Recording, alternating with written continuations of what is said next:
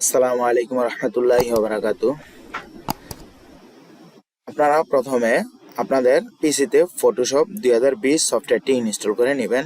আমি ইউটিউবের কিছু বিধিনিষেধের জন্য আমি এটা দেখাইলাম না কিভাবে এটা ডাউনলোড করতে হয়, কিভাবে এটা ইনস্টল করতে হয়। তো আপনারা যারা পারবেন না ডাউনলোড করার জন্য, আপনারা যারা পারবেন না ডাউনলোড করতে, তারা আমাকে অবশ্যই ফেসবুকে নক দিবেন।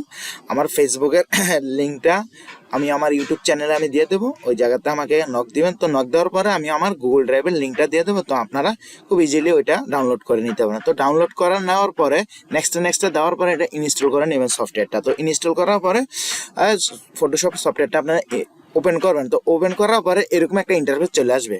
তো আমার যে আপনারা দেখতেছেন আর্টবোর্ডে, ঠিক আছে, আর্টবোর্ডে আমার হইতেছে যে আমার ইউটিউবের ব্যানারটা দেখতেছেন, ঠিক আছে। তো সেক্ষেত্রে আপনাদের আর্টবোর্ডটা হোয়াইট হবে অথবা গ্রিন হবে, যে কালারটা নিয়ে আসে ঠিক ওই কালারটাই দেখা যাবে। তো আসার পরে তো এখন আমি যেটা দেখাবো সেটা হইতেছে ফটোশপের টুলস সম্পর্কে আলোচনা করব। তো টুলস এই যে দেখেন,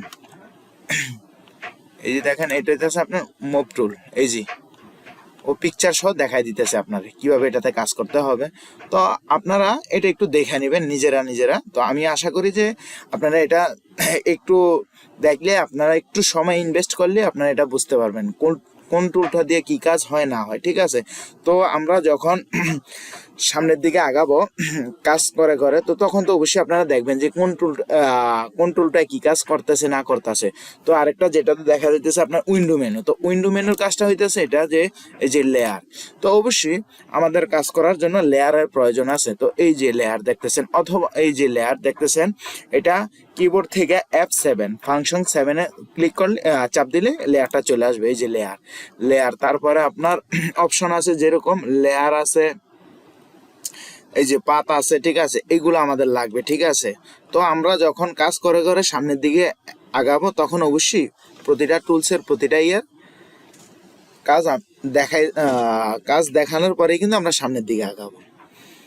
তো আপনারা আপনাদের নিজের দায়িত্ব অবশ্যই এই টুলসগুলো সম্পর্কে একটু ধারণা নিয়ে নেবেন, ঠিক আছে। তো এখন আমি যদি আপনাদের এগুলো দেখাইতে যাই, অনেক সময়ের প্রয়োজন, তো এতটুকু সময় আমার কাছে নাই। তো আজকে এই পর্যন্ত।